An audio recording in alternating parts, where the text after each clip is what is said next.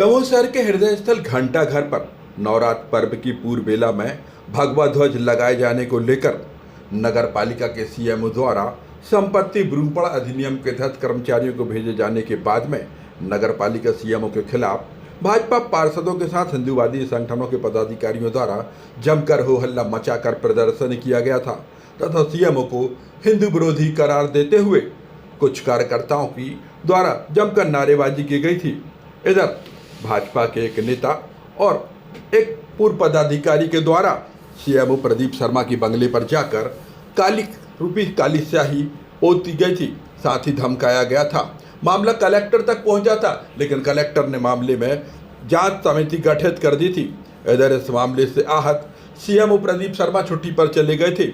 वहीं आज उन्होंने पुनः नगर पालिका में अपना कार्यभार ग्रहण किया और उसके बाद में उन्होंने इस पूरे मामले को जो बयान दिया है वह निश्चित रूप से चौंकाने वाला है। उनका कहना है नगर पालिका में फर्जीवाड़े, भ्रष्टाचार जैसे अनेक ऐसे मामले थे जिनको लेकर पार्षद और कुछ कर्मचारी खपा थे जिनके द्वारा यह किया। सर, ये घटना हुई आपके साथ में, मुंह पर आपके स्याही फेंकी गई है, क्या है कारण, इसका क्या मामला है? देखिए, बेसिक कारण तो ये है कि ये जो व्यक्ति है वो एक ठेकेदार है जो बार बार पेमेंट के लिए आता है। ये यहीं पर अन्य नामों से लाइसेंस दूसरों के नाम से लेके ठेकेदारी का काम करता है। और मेन जो कारण है, कुछ कर्मचारी, एक दो पार्षद और ये सब ठेकेदार आपस में मिले हुए हैं और उनका षड्यंत्र है कि किसी भी तरह से सीएमओ को यहाँ से हटाया जाए या ऐसा कुछ विवाद किया जाए कि वो छुट्टी लेके चले जाए। मेन उद्देश्य ये है इनका। क्योंकि उस दिन क्या घटना घटित हुई थी? आप पे आरोप लगा है कि आप हिंदू विरोधी एक्टिविटी की आपने। मैंने क्या हिंदू विरोधी, और मैं कौन सा अहिंदू हूँ ये सर्टिफिकेट कैसे दे सकते हैं? मैं खुद नवरात्रि का उपवास रखता हूँ, मैं खुद एक हिंदू और ब्राह्मण हूँ, तो आप ये कैसे कह सकते हैं कि मैं हिंदू विरोधी हूँ? और मैंने ऐसा क्या काम किया है? मैं अपने पद की जो कैपेसिटी है उसी में काम कर रहा था और मैंने न तो कोई झंडा निकाला, न किसी का अपमान किया, केवल बातचीत करने के लिए कर्मचारी को भेजा। और यदि कहीं बातचीत भी करना गुनाह है तो फिर तो इतनी असहिष्णुता तो मुझे नहीं लगता कि हिंदू धर्म में है जहाँ बातचीत के लिए भी जगह नहीं रही हो। सर, आप बिल का बता रहे हैं, कैसे बिल थे इनके, बकाया क्या था, क्या मामला? देखिए, बहुत सारे, जैसे फॉर एग्जांपल यहाँ जो कंस्ट्रक्शन की क्वालिटी है वो बहुत ख़राब हो रही है। अभी एक रोड की टेस्ट कराई है जिसकी स्ट्रेंथ M20 की थी और उसमें केवल 4 इंच का जो सैंपल निकला और रिपोर्ट में ये आया कि ये इतना घटिया है कंस्ट्रक्शन है कि इसकी जांच भी नहीं की जा सकती, इसको टेस्ट भी नहीं किया जा सकता। और जहाँ तक मेरे को जानकारी है, इनका विवाद शायद उस नाले से है जो संडे के दिन हम जब स्वच्छता में गए थे तो पता चला कि आंगनवाड़ी के सामने एक हमारे उपाध्यक्ष जी हैं विक्रम ठाकुर, उनके वार्ड में एक नाला है जो नाले के अंदर नाला गिरा पड़ा हुआ है। तो मैंने कहा था कि भाई ये कब बना, तो पता चला 2023 में। तो किसने बनाया? तो फिर पहली बार इनका नाम आया था कि शायद ये इन्होंने मतलब किसी और के नाम से लाइसेंस लेके ये बनाया है। तो अब अगर ऐसे कंस्ट्रक्शन होंगे तो इनके भुगतान तो संभव नहीं है। तो क्या कोई प्रकरण आपने ऐसी कुछ चोरियां पकड़ी हैं?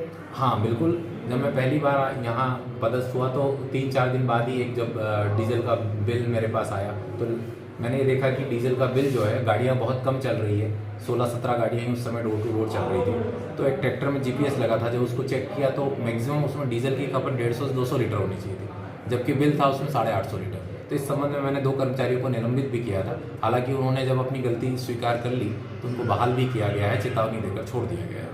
मुझे लगता है आपने इतनी सारी कसावट लाई है, ये कारण है कि आप वास्तविकता में हिंदू विरोधी हैं और आपने झंडे निकलवाने का काम किया। ये तो अब आपको देखना है कि एक 9 दुर्गा में खुद उपवास रहने वाला, खुद एक पंडित है ना, दोनों टाइम पूजा पाठ करने वाला, मेरी वाइफ उपवास रहती है, मेरी मदर बहुत धार्मिक प्रवृत्ति की।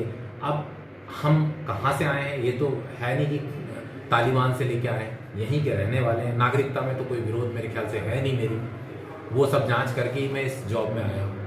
अब हिंदू विरोधी सर्टिफिकेट किस आधार पे दे रहे हैं? यदि ज्ञान के आधार पे तो उन पंडितों से एक काम कीजिए, साथ करा लीजिए, उनसे पूछ लेते कि ऋग्वेद में कितनी ऋचाएं हैं, सहिष्णुता का क्या मतलब है, या तो वो बता दे या मैं बता देता हूँ। और ये तो एक बात हुई। अब मैंने क्या करा, फिर दूसरा क्या देखा कि यहाँ पर टैक्स कैसे चोरी होता है। तो मैंने 12 प्रॉपर्टी, ये एक लेटर भी जारी किया था, आपको ये मैं दे दूंगा,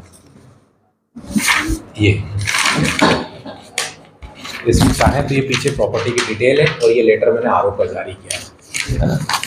ये देखिए, इसमें मैंने क्या करा, 12 प्रॉपर्टी का खुद एनालिसिस किया। पीछे जो है 12 प्रॉपर्टियों के नाम मिलेंगे आपको ये इसके पीछे साइड।